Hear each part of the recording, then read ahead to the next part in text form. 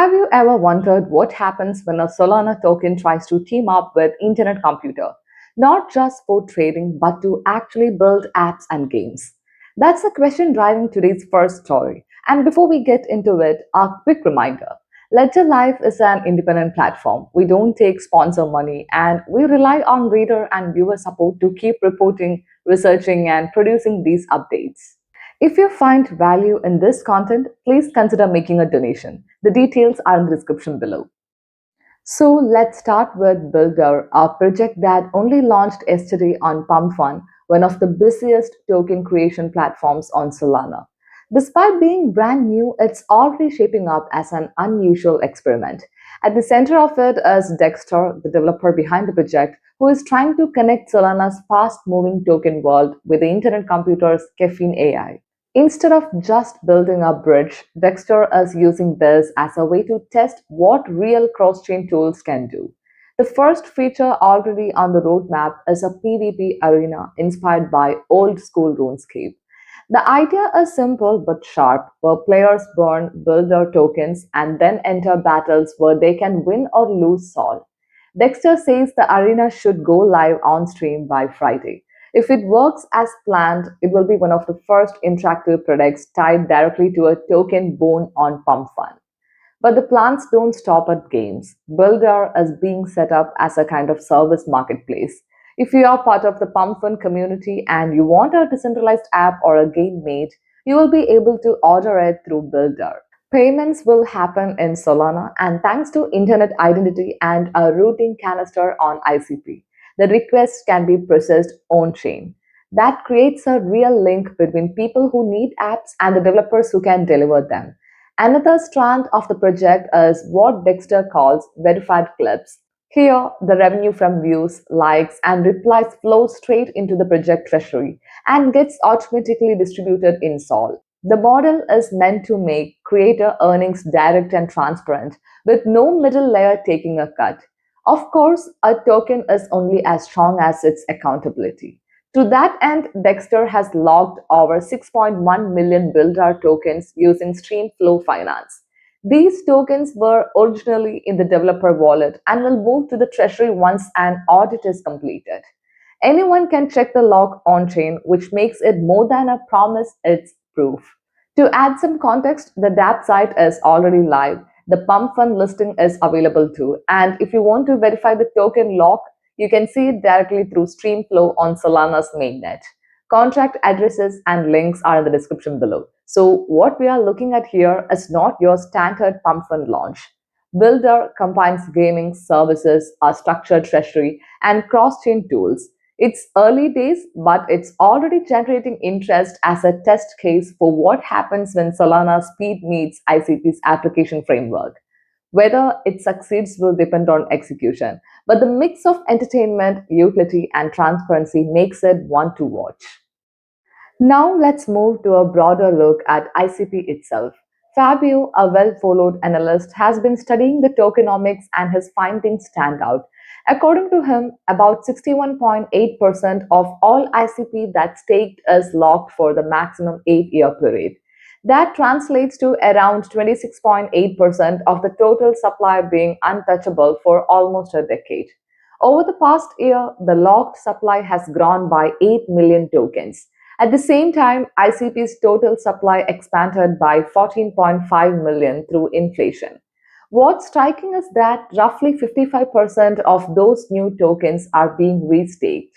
That suggests that many holders still see long-term value in tying their ICP down despite the inflationary mechanics. But Fabio points out that the sustainability of this model depends on adoption, particularly the rollout of platforms like Caffeine.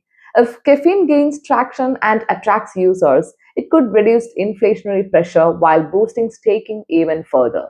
If it doesn't, then the locked supply might look more like a weight than a strength.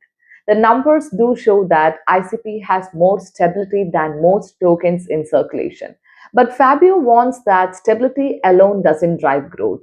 Marketing, adoption, and community activity will all play critical roles in the coming months.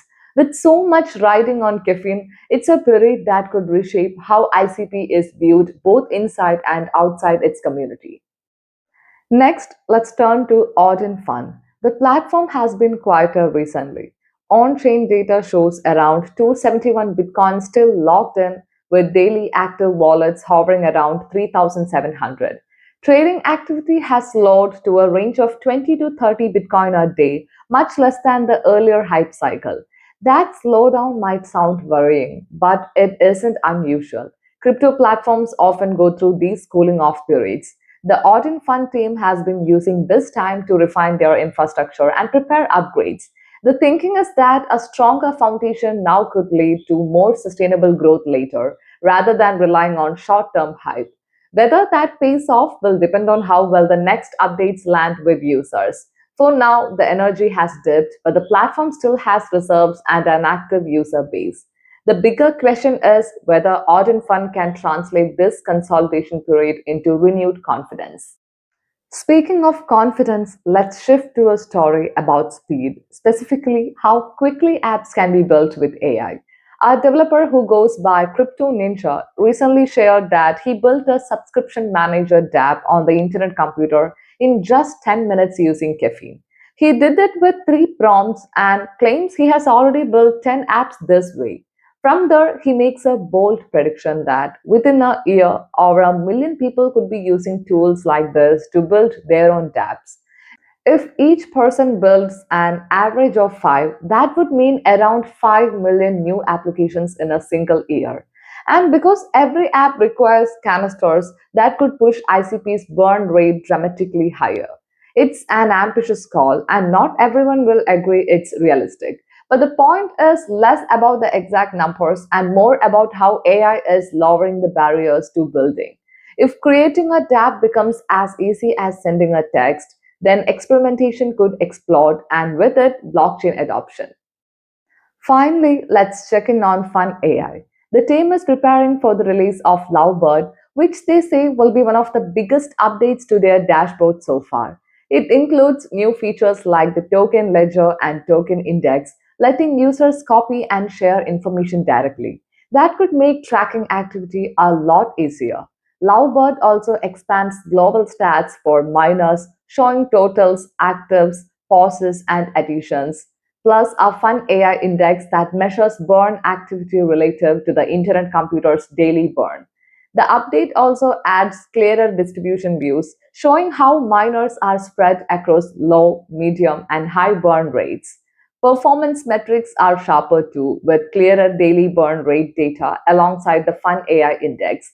Altogether, Lovebird is designed to make monitoring and reporting simpler while giving the community a stronger sense of how the network is performing. So that's today's roundup. Builder's experimental launch linking Solana and ICP, Fabio's breakdown of ICP tokenomics, Autumn Fun's quieter but steady phase, the speed of AI-led app creation, and Fun AI's incoming dashboard upgrade. If you found this update useful, remember that Ledger Life is independent and relies on your support. Donation details are in the description, along with all the project links we discussed today. Thanks for watching and stay tuned for more stories as the week unfolds.